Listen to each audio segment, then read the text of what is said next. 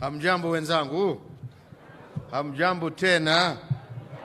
Asanteni sana.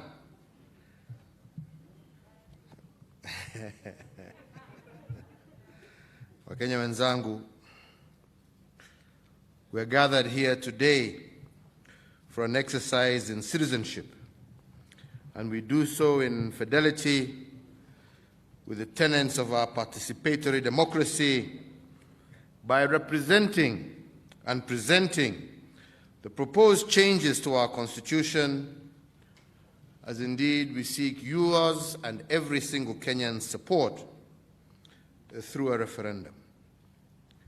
I believe that this is a proud moment for our democratic system of government, which holds that we are a nation of equal citizens, striving for the betterment of our families, our communities, and our nation as a whole. Fellow Kenyans, democracy is dynamic because people are dynamic. We change as individuals, our families grow, we encounter challenges, some that are unexpected, and others that are devastating, as well as some that create hope. And we embrace opportunities, many of which are transformative and uplifting. The reality of life demands constant change if we are to solve challenges and indeed be able to capitalize on our opportunities. Indeed, I strongly believe that the reason our founding fathers and mothers bequeathed us a democratic system was to offer us this dynamic ability to change with time, and to change as equal citizens of this beautiful land. The nation, fellow Kenyans, is a product of continuous evolution. It is a product made constantly and purposefully. And indeed, the tree of the nation is watered with a constant stream of ideas. Without this, a nation withers and dies. The only thing, indeed, as we all know, that is static and that does not change is that which is dead.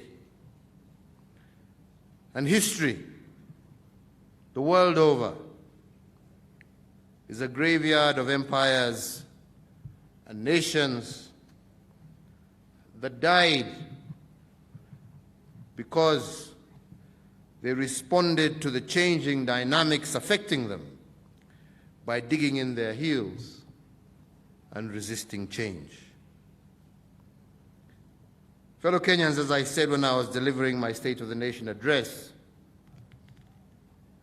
a nation, any nation, is a work in progress. And that is why the idea of nation building was on the lips of our founding fathers and the leaders then of a young Kenya. And one of the greatest acts of nation building in our history, I believe, was the promulgation of the 2010 Constitution. This sacred document contains the democratic dreams of Kenya that demand great sacrifices from many Kenyans, known and unknown. As President and your fellow citizen, I want to take this opportunity to give thanks to the gallant Kenyans who argued, advocated for, and suffered so that our Constitution would come alive. For decades, many heroes and heroines woke up wishing us a better Kenya, a strengthening of our democracy and our governance. And in 2010, when my predecessor lifted the new constitution high, all of us cheered and entered a new phase in the life of this great republic. But we knew then, as we know now, that no document is perfect and that time does not stand still. And that is the reason the framers of the Constitution gave us the ability to change it, but in a way that protects its core democratic character. The need for change of our Constitution has been with us for some time. It has been evident in the never-ending threat of post-election violence, in the growing feelings that its design lacks inclusivity, and that it promotes unfair and skewed representation and unfair distribution of national resources. So we need together to strengthen the 2010 Constitution. And I want to make it clear here that we're not talking about replacing a constitution. We're talking about amending a constitution. The first of many possible amendments that will come over a period of time as Kenyans change and evolve. And if we are to continue our decades-long journey in seeking to advance the well-being of all Kenyans, we must be a society that is willing and capable of adapting to change. So together with the former Prime Minister Raila Odinga, we came to the realization of this fact when we held talks that led to a handshake in 2018. And because of the peace that has prevailed in this country since then, many Kenyans have forgotten what was happening at the time. Fellow Kenyans, truth be told, we were on the verge of a divisiveness that would have deeply undermined our continuity, our unity, and our peace. There were those reckless few who threatened the destruction of our nation, but they actually got a hearing from sections of the public that felt only drastic action could erase their frustrations. Fellow Kenyans, we have seen how many nations, some that we share borders with, have trodden that path and has led to their destruction and ruin. I can tell you honestly, as your president, who consumes first-hand information from a multitude of sources, if there had been no handshake, this country would have been brought to its knees.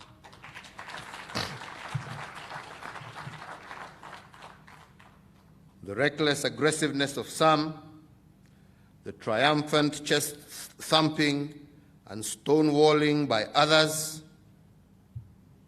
the handshake stabilized the country, and it has afforded us the opportunity to identify the practical reforms that would strengthen our unity, inclusivity, equity, and good governance. The Building Bridges initiative was basically a vehicle for us to have a national conversation. A conversation, fellow Kenyans, that lasted over 2 years. BBI provided an opportunity for Kenyans to say what was on their minds and to provide ideas that could be effected to solve Kenya's most intractable problems. Both the BBI Task Force and eventually the BBI Steering Committee listened to thousands of Kenyans from all walks of life in every one of our 47 counties, individual Kenyans, women groups, youth groups, persons living with disabilities, religious leaders, pastoral communities, trade unions, professional associations, county assemblies, members of parliament, various experts, a whole cross-section of Kenyans. And first, Kenyans expressed their views, which were collated and presented as what we term as the first BBI report that was released in November of 2019. Then Kenyans gave more views under BBI 2, which was meant to be a validation exercise to ascertain the views expressed in the first BBI and to establish whether these were actually the views Kenyans had shared. Unfortunately, with the onset of COVID-19, we were unable to release the report earlier, but eventually we had an opportunity not too long ago to review the contents of that second BBI. And as you know, more views emerged at this stage, and most of these views were publicly stated in various regional rallies and other fora. The validation report was then launched on October 26th, attracting many views and calls for such views to be considered. And indeed, I am happy to say that these views have been considered, and I personally have met with several different groupings and individual Kenyans, and I truly believe that all their issues have been incorporated as the referendum bill released today shall clearly indicate. So I am therefore confident that this process has been widely consultative and has captured the best of our ideas and ideals. And this is not the end of the process, because Kenyans will continue to express themselves and eventually make a choice on the fate of this referendum bill. But Kenyans, let me and allow me to highlight some of the points and gains in the referendum bill, particularly those raised by various interest groups. On the gender parity and participation question,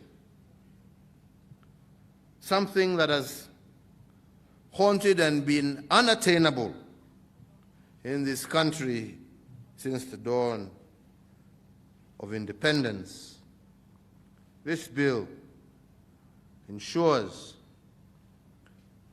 that the women of Kenya will actively be involved in all levels of representation. Women leaders will now comprise 50% of all senators. This means that they will be directly involved and be in charge of determining how 35% of our national resources are spent in the counties. Additionally, within this document, there is a new mechanism for ensuring greater and meaningful participation of our women in the National Assembly.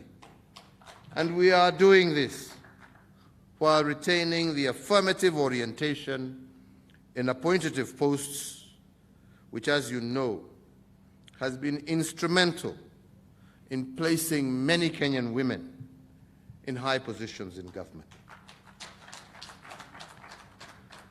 The drafters of this referendum bill also listened to the plight of PWDs and youths and have ensured that they are adequately represented in Parliament.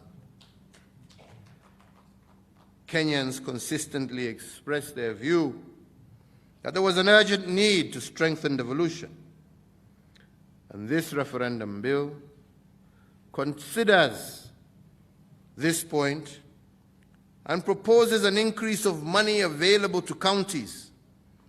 It also creates a ward development fund that will be a game changer by taking government money directly to the grassroots. And not only that, the bill before us also proposes a strengthened Senate that is able to oversight the counties more robustly, and it also requires county assemblies and the Senate to ensure greater accountability of the increased funds going to the counties.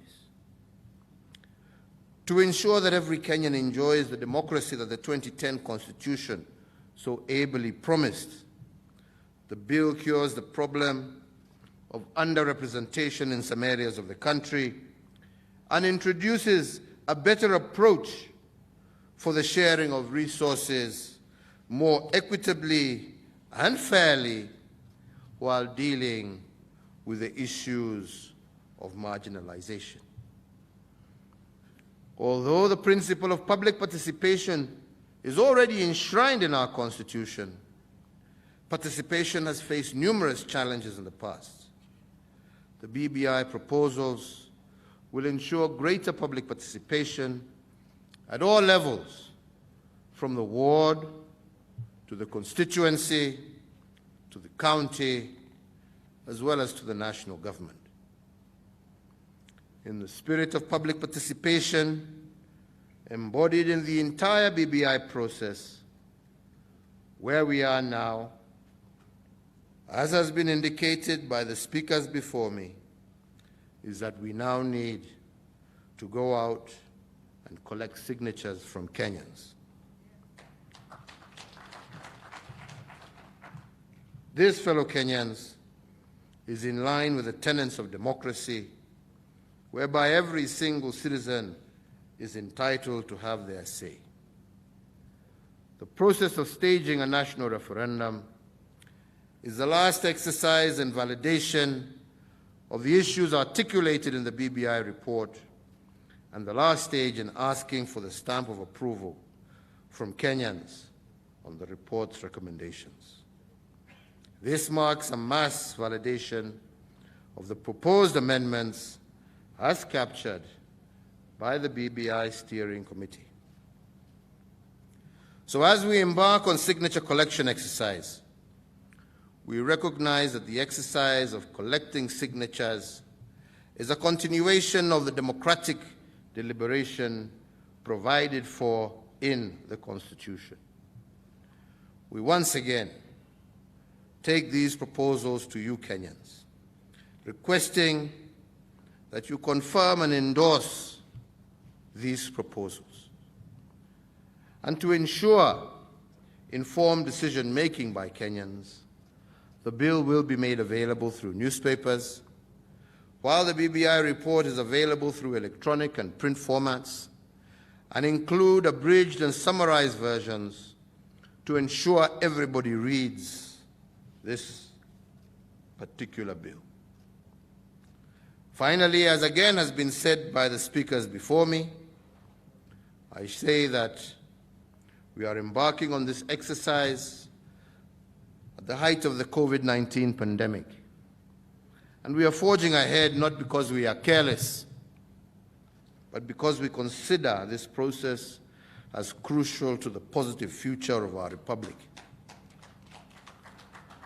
BBI, fellow Kenyans, is a bridge to peace. It is a bridge to prosperity that every Kenyan today and in generations to come needs desperately. Let us make it clear during this process of collecting of signatures that all public health guidelines will be adhered to by all Kenyans, by all leaders, irrespective of anyone's social status, because even as we proceed, we must never forget that we are personally responsible for the well-being and health of each and every one of us. Kenyans are asking for these changes so that you can enjoy them, but you cannot enjoy them if you are dead from an avoidable and preventable disease. Therefore, walk into the town hall with confidence, because it is your civic duty to be a responsible citizen, but take all the necessary precautions. It is indeed my hope that Kenyans will overwhelmingly support this amendment bill and secure their futures and our future as a united country. Wenzangu, safari hii tulianza mbali. Na ningependa kuomba sana ya kwamba tusiwe watu ambao wanasahau haraka haraka alafu wanaenda kurudia makosa ambayo wameifanya. Wakenya wenzangu, hii bill ambayo iko mbele yetu, mwanzo wake ulikuwa kwa shida ambazo tulizipata baada ya uchaguzi wa mwaka wa 2017. Na tukaona ya kwamba hii ni shida ambaye kila wakati ambapo tuko na uchaguzi, badala ya kutoka kwa huo uchaguzi wa Kenya wakiwa pamoja, mara nyingi tuamaliza uchaguzi wa Kenya wakiwa wamegawanyika.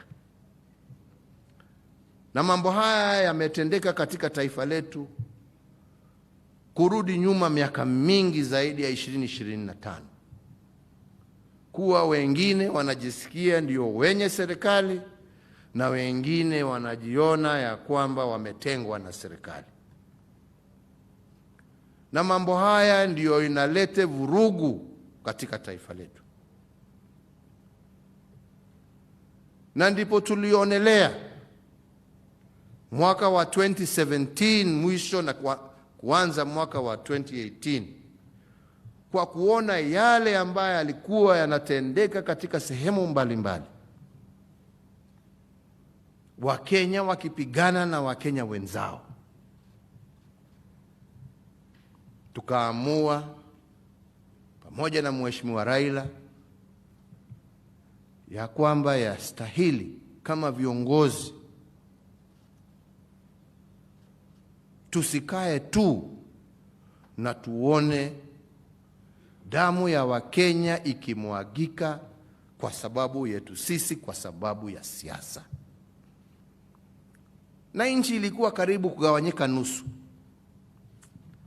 Na mimi nilikuwa mstari wa mbele kuchapa hawa watu wa NASA, na nilifanya nikajaribu nikapata hapo 50+. Huyo alikataa. Kaenda kotini akanilazimisha kurudia. Nikarudia akatoroka.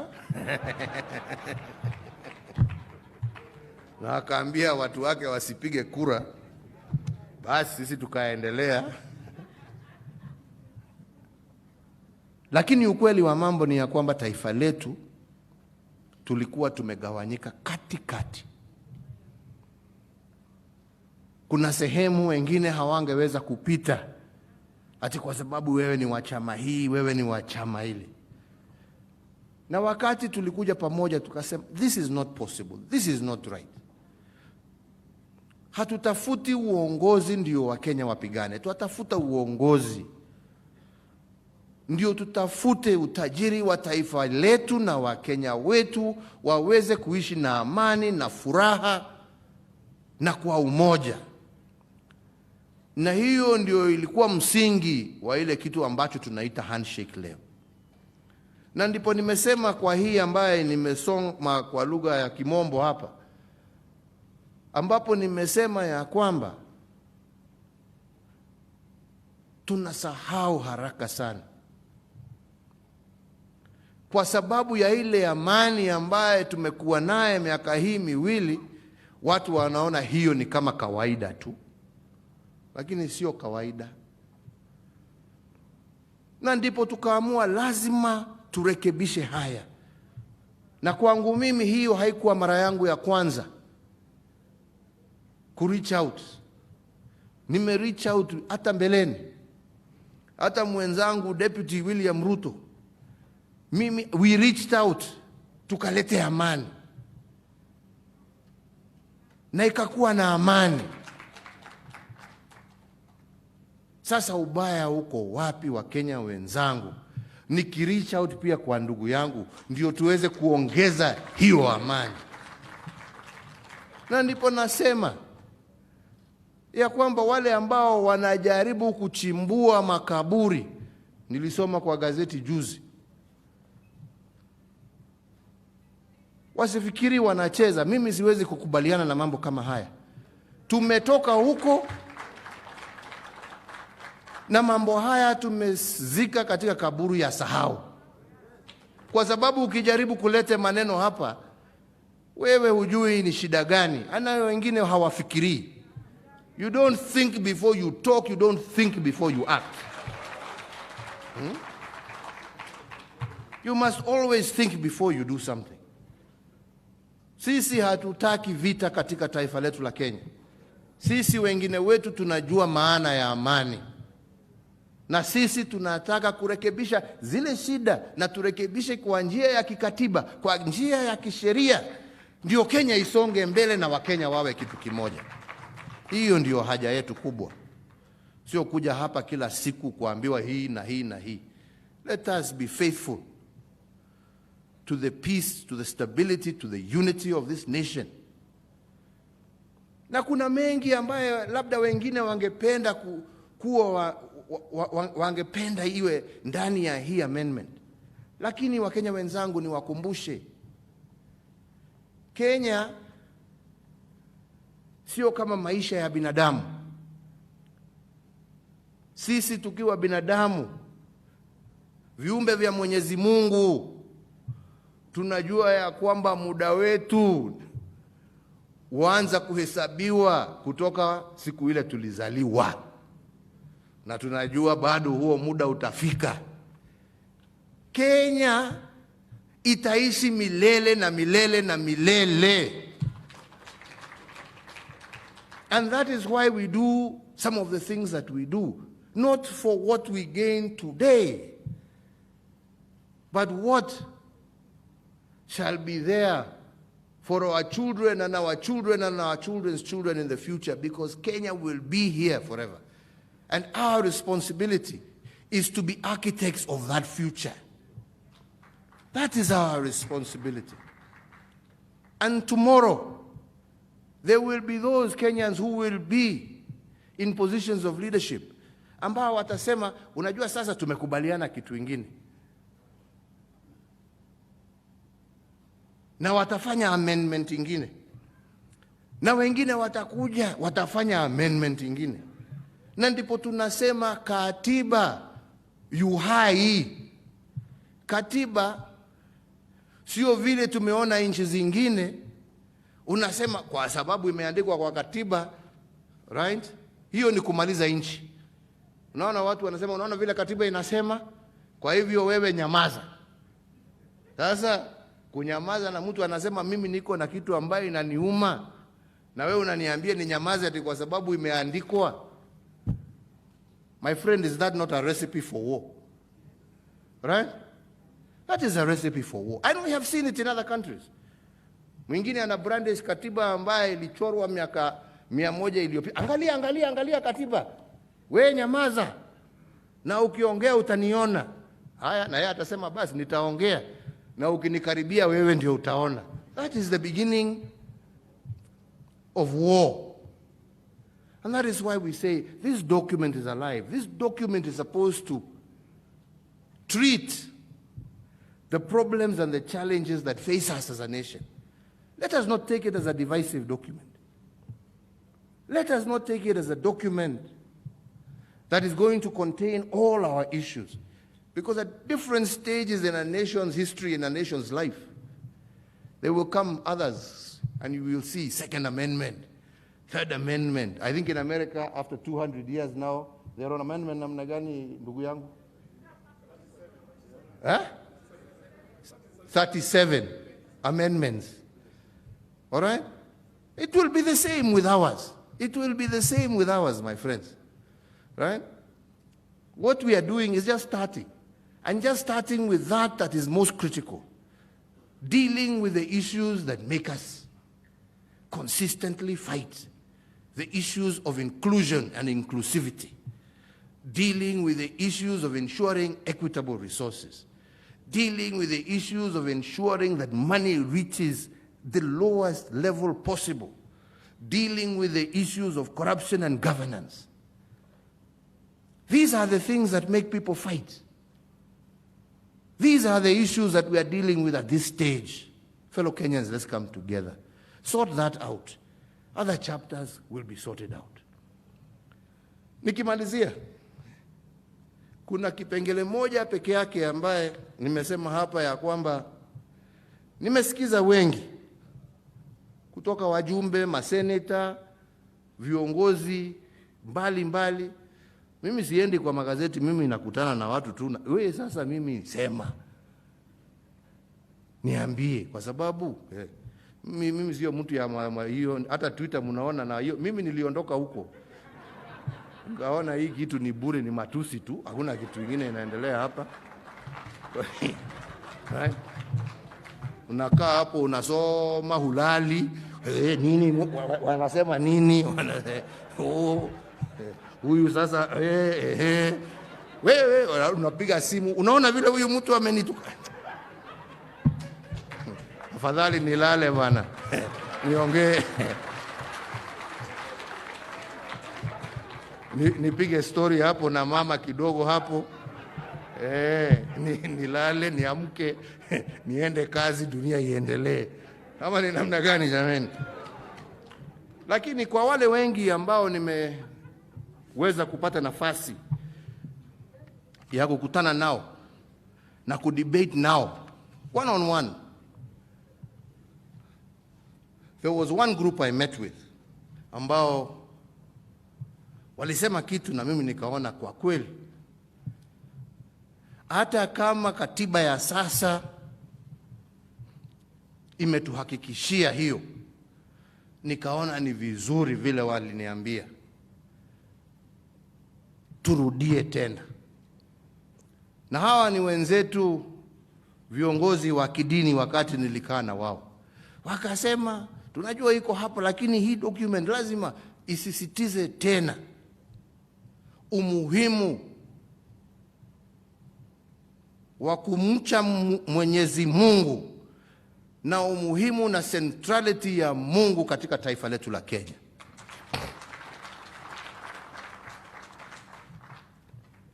Na nataka niwashukuru kwa sababu nimeona wameongeza hapa wa kusema, in embarking on this constitutional amendment process, the people of Kenya reaffirm their conviction in the words of the preamble of our Constitution, asserting the supremacy of the Almighty God in shaping the destiny of the nation.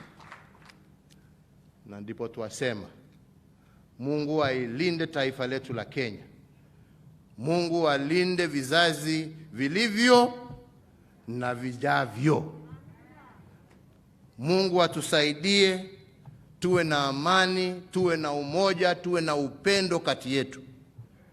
Mungu asaidie taifa la Kenya iwe taifa ambalo litamiliki wananchi wake na prosperity ambaye itakuwa ya kushangaza hata dunia ambazo zimeendelea.